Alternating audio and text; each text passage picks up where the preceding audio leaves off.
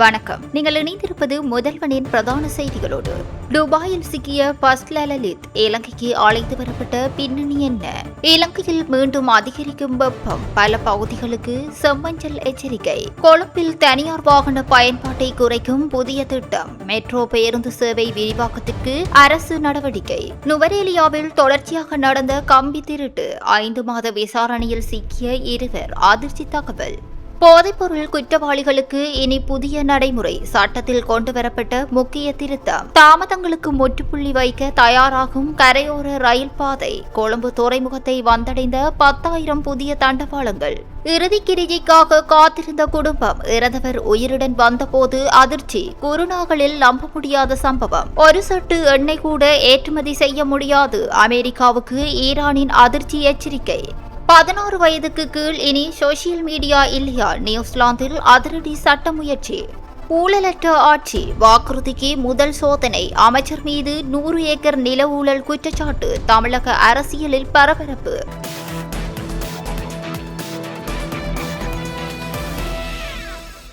இலங்கையில் பல்வேறு திட்டமிட்ட குற்றச்செயல்கள், கொள்ளை சம்பவங்கள் மற்றும் போதைப்பொருள் வர்த்தகத்துடன் தொடர்புடையவர் என கூறப்படும் கன்னங்கரகே லலித் கன்னங்கர ஃபர்ஸ்ட் லலித் அல்லது குடு லலித் என அழைக்கப்படும் சந்தேக நபர் துபாயில் கைது செய்யப்பட்டு இன்று அதிகாலை இலங்கைக்கு அழைத்து வரப்பட்டுள்ளார். 36 வயதுடைய இவர் களுத்துறை தெற்கு தூப பன்சல வீதியைச் சேர்ந்தவர் என தெரிவிக்கப்பட்டுள்ளது. குற்றப்புலனாய்வு திணைக்களத்தின் விசேட அதிகாரிகள் குழுவினரால் துபாயில் கைது செய்யப்பட்ட சந்தேக நபர் இன்று அதிகாலை சுமார் 5:20 மணியளவில் UL 226 ஸ்ரீலங்கன் ஏர்லைன்ஸ் விமானம் மூலம் கட்டுநாயக்கா விமான நிலையத்தை வந்தடைந்துள்ளார். அவருக்கு எதிராக ஹங்பெல்ல, அவிசாவலை, கட்டுக்குருந்த, பாதுக்க, மீகொட மற்றும் கல்தொட்ட போலீஸ் பிரிவுகளுக்கு உட்பட்ட பகுதிகளில் இடம்பெற்றதாக கூறப்படும் கொலை சம்பவங்கள் மற்றும் போதைப்பொருள் வர்த்தகம் தொடர்பில் குற்றச்சாட்டுகள் முன்வைக்கப்பட்டுள்ளதாக தெரிவிக்கப்படுகிறது. மேலும் C4 ரக அதிபயங்கர வெடிப்பொருட்களை வைத்திருந்ததாகவும் அவருக்கு எதிராக குற்றச்சாட்டு இருப்பதாக கூறப்படுகிறது. கட்டுநாயக்க விமான நிலையத்தை வந்தடைந்ததும் குற்றப்புலனாய்வு திணைக்கள அதிகாரிகள் சந்தேக நபரிடம் வாக்குமூலங்களை பதிவு செய்துள்ளனர். பின்னர் மேலதிக விசாரணைகளுக்காக கடுமையான பாதுகாப்பு மத்தியில் அவர் கொழும்பு மத்திய குற்ற விசாரணை பிரிவிடம் ஒப்படைக்கப்பட்டுள்ளார். தற்போது அவரிடம் மேலதிக விசாரணைகள் முன்னெடுக்கப்பட்டு வருகின்றன. இலங்கையின் சில பகுதிகளில் இன்று வெப்பநிலை வழக்கத்தை விட அதிகரிக்கக்கூடும் என இயற்கை இடர் முன்னெச்சரிக்கை மையம் எச்சரிக்கை விடுத்துள்ளது. இதன்படி கிழக்கு மற்றும் வடமத்திய மாகாணங்கள் உட்பட வவுனியா, முல்லைத்தீவு மற்றும் மொனராகலை மாவட்டங்களுக்கு செம்மஞ்சள் மட்டத்திலான வெப்ப எச்சரிக்கை விடுக்கப்பட்டுள்ளது. நேற்று மாலை 4 மணிக்கு வெளியிடப்பட்ட இந்த அறிவிப்பில் பகல் நேரங்களில் சில பகுதிகளில் மனித உடலால் உணரப்படும் வெப்பநிலை எச்சரிக்கை மட்டத்தை அடையக்கூடும் என தெரிவிக்கப்பட்டுள்ளது. இதன் காரணமாக அதிக வெப்பம் நிலவும் நேரங்களில் பொதுமக்கள் அவதானமாக செயற்படுமாறு அதிகாரிகள் அறிவுறுத்தியுள்ளனர். குறிப்பாக உடலில் நீர்ச்சத்து குறையாமல் இருக்க போதுமான அளவு தண்ணீர் அருந்துதல், வெயில் அதிகமாக இருக்கும் நேரங்களில் கடுமையான வெளிப்புற வேலைகளை குறைத்துக் கொள்ளுதல் மற்றும் நேரடி சூரிய ஒளியில் நீண்ட நேரம் இருப்பதை தவிர்த்தல் போன்ற பாதுகாப்பு நடவடிக்கைகளை பின்பற்றுமாறு அறிவுறுத்தப்பட்டுள்ளது. எனவே எச்சரிக்கை விடுக்கப்பட்டுள்ள பகுதிகளில் வசிப்பவர்கள் குறிப்பாக பகல் நேரங்களில் தேவையற்ற வெயில் பயணங்களையும் கடுமையான உடல் உழைப்பையும் தவிர்த்து அவதானத்துடன் செயற்படுவது அவசியம். கொழும்பு நகரில் அதிகரித்து வரும் தனியார் வாகன பயன்பாட்டை குறைத்து பொது போக்குவரத்தை மக்கள் அதிகளவில் பயன்படுத்த செய்வதற்காக மெட்ரோ பேருந்து சேவையை விரிவுபடுத்த அரசாங்கம் திட்டமிட்டுள்ளது. தற்போது கொழும்பில் சேவையில் உள்ள 121 மெட்ரோ பேருந்துகளையும் உள்ளடக்கிய வகையில் எதிர்வரும் செப்டம்பர் மாத இறுதியிலிருந்து ஒரு வருட காலத்துக்குள் இந்த சேவையை விரிவுபடுத்த நடவடிக்கை எடுக்கப்பட்டுள்ளதாக போக்குவரத்து, நெடுஞ்சாலைகள் மற்றும் நகர அபிவிருத்தி அமைச்சர் பிமல் ரட்நாயக்க தெரிவித்துள்ளார். இந்த திட்டத்தின் முக்கிய நோக்கம் ஏற்கனவே பேருந்துகளில் பயணிப்பவர்களை மட்டும் இலக்காக கொள்ளாமல் சிற்றுந்துகள் மற்றும் உந்துருளிகள் உள்ளிட்ட சொந்த வாகனங்களை பயன்படுத்துபவர்களையும் பொது போக்குவரத்துக்கு மாற்றுவதாகும். இதற்காக கொழும்பு மெட்ரோ பேருந்து திட்டத்தின் கீழ் அடையாளம் காணப்பட்டுள்ள சுமார் 240 பேருந்து நிறுத்தங்களில் முறைமை அறிமுகப்படுத்தப்பட உள்ளது.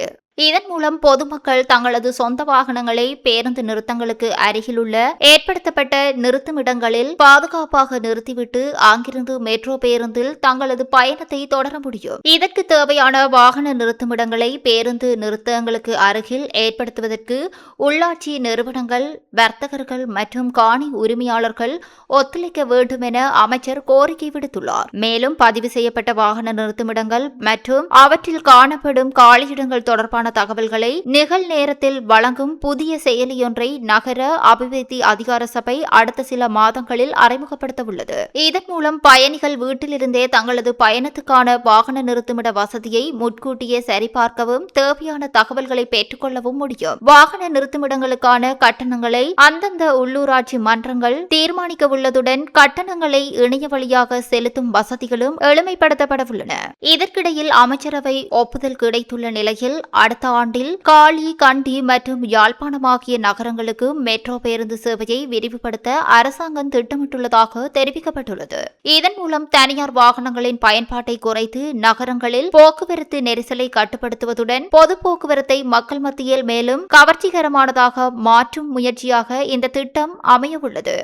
நுவரேலியா நகர் எல்லைக்கு தொலைபேசி இணைப்பு கம்பிகளை அறுத்து அவற்றிலிருந்து செப்பு கம்பிகளை அகற்றி திருடியதாக சந்தேகப்படும் இருவர் போலீசாரால் கைது செய்யப்பட்டுள்ளனர். நுவரேலியா மேலேரி வீதி, சந்ததென்ன உள்ளிட்ட பகுதிகளில் கடந்த 5 மாதங்களாக தொலைபேசி இணைப்பு கம்பிகள் திருடப்பட்டதாக போலீசாருக்கு முறைப்பாடுகள் கிடைத்திருந்தன. குறிப்பாக இதுபோன்ற சம்பவங்கள் தொடர்பில் கிடைத்த 5 முறைப்பாடுகளை அடிப்படையாக கொண்டு நுவரேலியா போலீசார் விசாரணைகளை முன்னெடுத்துள்ளனர். அந்த விசாரணைகளின் மூலம் நபர்கள் அடையாளம் காணப்பட்டு நேற்று முன்தினம் கைது செய்யப்பட்டுள்ளனர். கைது நடவடிக்கையின் போது திருடப்பட்ட கம்பிகளில் இருந்து அகற்றப்பட்டதாக சந்தேகிக்கப்படும் 3 கிலோகிராம் செப்பு கம்பிகள் போலீசாரால் மீட்கப்பட்டுள்ளன.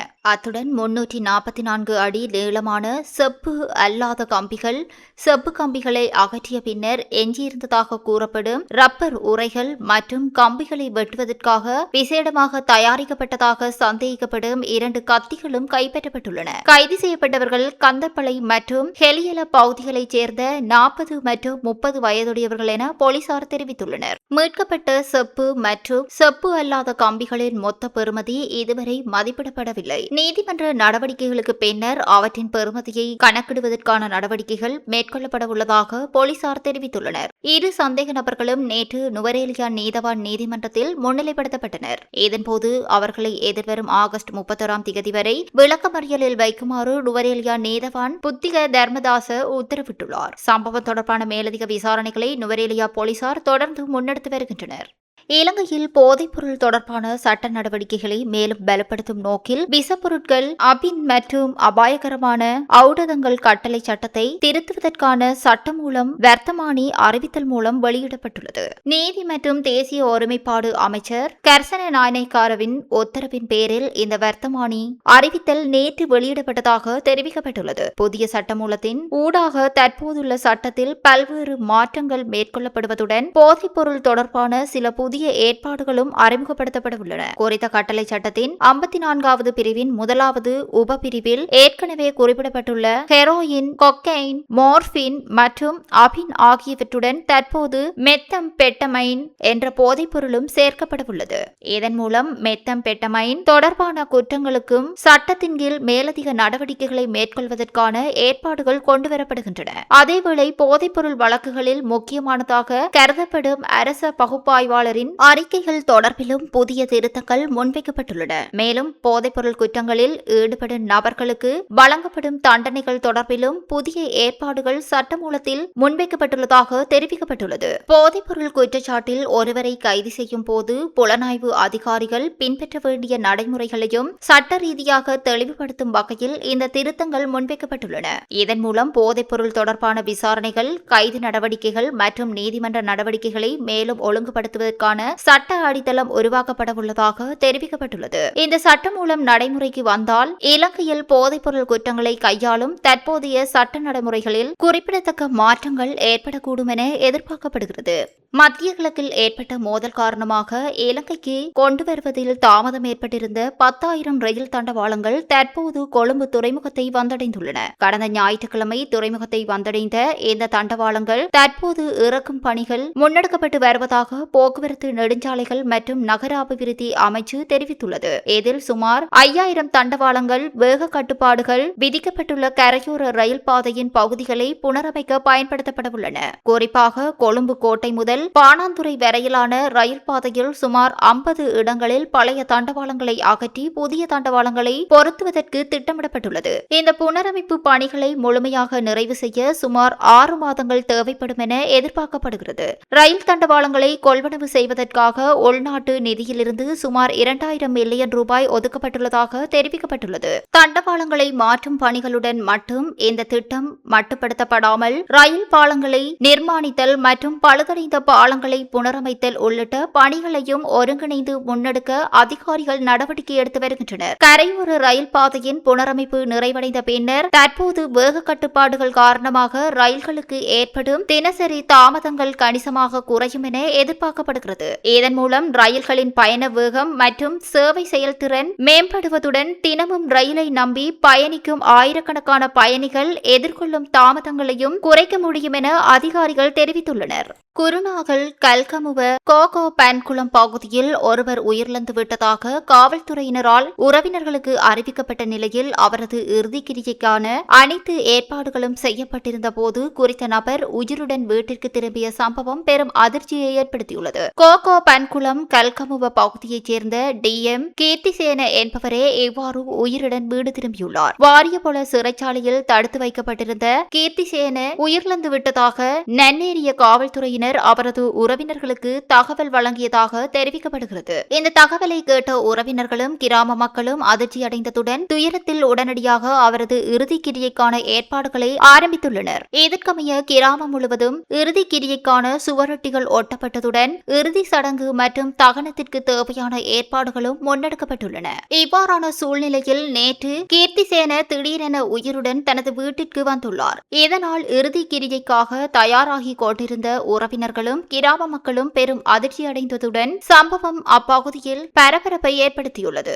இந்த சம்பவத்தை தொடர்ந்து சிறைச்சாலை மற்றும் காவல்துறை அதிகாரிகளுக்கு இடையில் தகவல்கள் பரிமாறப்பட்ட விதம் தொடர்பில் கேள்விகள் எழுந்துள்ளன. குறிப்பாக ஒருவர் உயிரிழந்ததாக உறவினர்களுக்கு அறிவிக்கும் அளவுக்கு தகவல் பரிமாற்றத்தில் ஏற்பட்ட தவறு எவ்வாறு நிகழ்ந்தது என்பது குறித்து உரிய விசாரணை நடத்தப்பட வேண்டும் என பிரதேச மக்கள் வலியுறுத்தி வருகின்றனர். இதேவேளை இந்த சம்பவம் தொடர்பில் சிறைச்சாலை மற்றும் காவல்துறை தரப்பில் மேலதிக விசாரணைகள் முன்னெடுக்கப்படுவதாக தெரிவிக்கப்பட்டுள்ளது.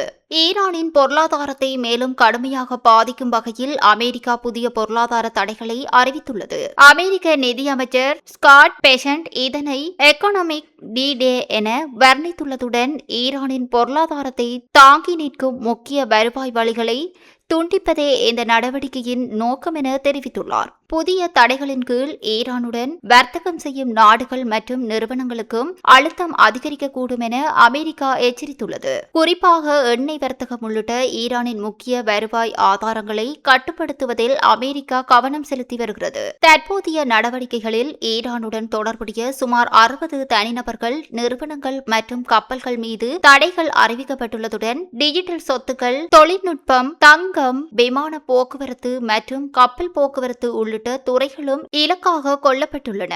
இந்த நிலையில் அமெரிக்காவின் பொருளாதார அழுத்தத்திற்கு ஈரான் கடும் எதிர்ப்பு தெரிவித்துள்ளது. அமெரிக்கா தனது பொருளாதார நடவடிக்கைகளை மேலும் தீவிரப்படுத்தினால் ஹோர்முஸ் ஜலசந்தி வழியாக மட்டுமின்றி வளைகுடா பிராந்தியத்தில் இருந்தே எண்ணெய் ஏற்றுமதி பாதிக்கப்படலாம் என ஈரான் எச்சரித்துள்ளது. மேலும் அமெரிக்காவின் நடவடிக்கைகளுக்கு ஆதரவளிக்கும் நாடுகளும் எதிர்விளைவுகளை சந்திக்க நேரிடும் என ஈரான் தரப்பில் எச்சரிக்கை விடுக்கப்பட்டுள்ளது.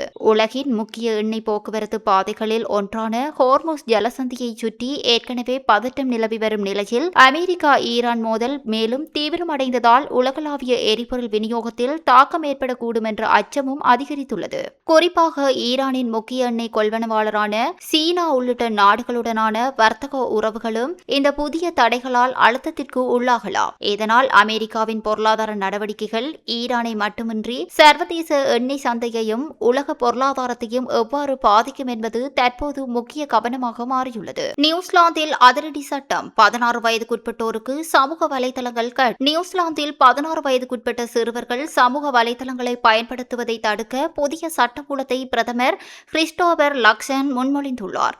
இளம் தலைமுறையினர் சமூக வலைதளங்களால் எதிர்கொள்ளும் பாதிப்புகளை குறைப்பதே இதன் முக்கிய நோக்கம் நோக்கம் என அவர் தெரிவித்துள்ளார். இந்த முன்மொழிவு சட்டமாக்கப்பட்டால் இன்ஸ்டாகிராம், டிக்டாக், ஸ்னாப்சாட் மற்றும் பேஸ்புக் போன்ற தளங்கள் தங்களது பயனர்களின் வயதை சரிபார்க்க உரிய நடவடிக்கைகளை மேற்கொள்ள வேண்டியிருக்கும். இதற்காக ஏற்கனவே உள்ள கணக்கு தகவல்கள், முகவயது மதிப்பீடு மற்றும் டிஜிட்டல் அடையாளம் போன்ற முறைகள் பயன்படுத்தப்படலாம் என தெரிவிக்கப்பட்டுள்ளது. விதிகளை பின்பற்ற தவறும் சமூக வலைதளங்களை நிறுவனங்களுக்கு அவற்றின் உலகளாவிய வருவாயில் 10% வரை அபராதம் விதிக்கும் வகையில் முன்மொழிவு அமைக்கப்பட்டுள்ளது.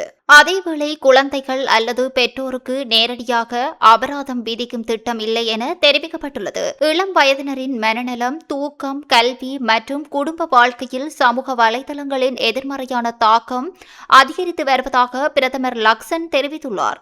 எனினும் இந்த சட்டமூலத்திற்கு அரசாங்க கூட்டணிக்குள்ளேயே எதிர்ப்பு எழுந்துள்ளது. கூட்டணியில் உள்ள ஏசிடி மற்றும் நியூசிலாந்து ஃபர்ஸ்ட் கட்சிகள் இதற்கு ஆதரவளிக்கவில்லை. இதனால் சட்டமூலத்தை நிறைவேற்ற எதிர்க்கட்சிகளின் ஆதரவு தேவைப்படும் நிலை ஏற்பட்டுள்ளது. இந்நிலையில் நியூசிலாந்தின் முக்கிய எதிர்க்கட்சியான லேபர் பார்ட்டி தற்போது இந்த முன்மொழிவுக்கு ஆதரவு தெரிவித்துள்ளது. இதன் மூலம் சட்டமூலத்தை முன்னெடுப்பதற்கான முக்கிய தடையொன்று குறைந்துள்ளதாக பார்க்கப்படுகிறது. அதேவேளை நாடாளுமன்றம் அக்டோபர் 1 கலைக்கப்படவுள்ள நிலையில் நவம்பர் மாதம் பொது தேர்தல் நடைபெறவுள்ளது. எனவே இந்த சட்டமூலம் தற்போதைய நாடாளுமன்ற காலத்திற்குள் நிறைவேறுமா என்பது தொடர்ந்து கவனத்தை ஈர்த்துள்ளது. ஊழலற்ற மற்றும் வெளிப்படையான நிர்வாகம் என்ற வாக்குறுதியுடன் ஆட்சிக்கு வந்த தமிழக வெற்றிக் கழக அரசுக்கு முக்கிய அமைச்சர் ஒருவரை சுற்றியுள்ள குற்றச்சாட்டு பெரும் அரசியல் சவாலாக உருவெடுத்துள்ளதாக தகவல்கள் வெளியாகியுள்ளன.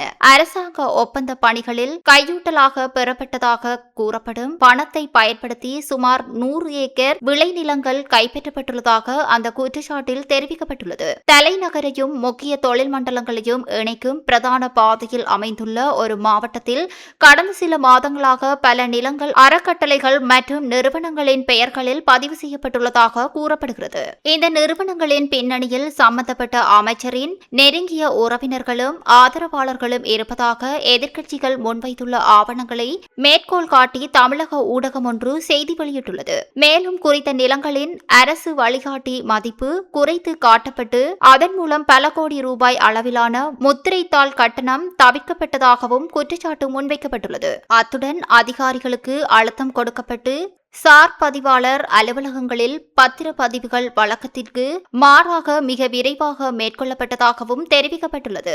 இந்த குற்றச்சாட்டுகள் தொடர்பாக ஊழல் தடுப்பு அமைப்பு விசாரணை நடத்த வேண்டும் அல்லது மேல் நீதிமன்ற மேற்பார்வையில் சிறப்பு புலனாய்வு குழு அமைக்க வேண்டும் என வலியுறுத்தி ஆளுநரிடம் மனு அளிக்க எதிர்க்கட்சிகள் தயாராகி வருவதாக கூறப்படுகிறது. எனினும் இந்த குற்றச்சாட்டுகளை ஆளும் தரப்பு முற்றாக மறுத்துள்ளது. தமிழக வெற்றிக் கழக அரசின் செல்வாக்கை சேதப்படுத்தும் நோக்கில் திட்டமிட்டு பரப்பப்படும் அரசியல் பழிவாங்கும் குற்றச்சாட்டு என ஆளும் தரப்பு தெரிவித்துள்ளது. இதனால் குற்றச்சாட்டுக்கு உள்ளான அமைச்சர் மீது விசாரணை நடத்தப்படுமா, முதலமைச்சர் விஜய் இந்த விவகாரத்தில் என்ன நடவடிக்கை எடுக்கப் போகிறார் என்ற கேள்விகள் தமிழக அரசியல் வட்டாரத்தில் தற்போது பெரும் எதிர்பார்ப்பை ஏற்படுத்தியுள்ளது. இத்துடன் முதல்வனின் பிரதான செய்திகள் நிறைவடைகின்றது. தொடர்ந்து முதல்வனின் செய்திகளோடு இணைந்திருங்கள். நன்றி, வணக்கம்.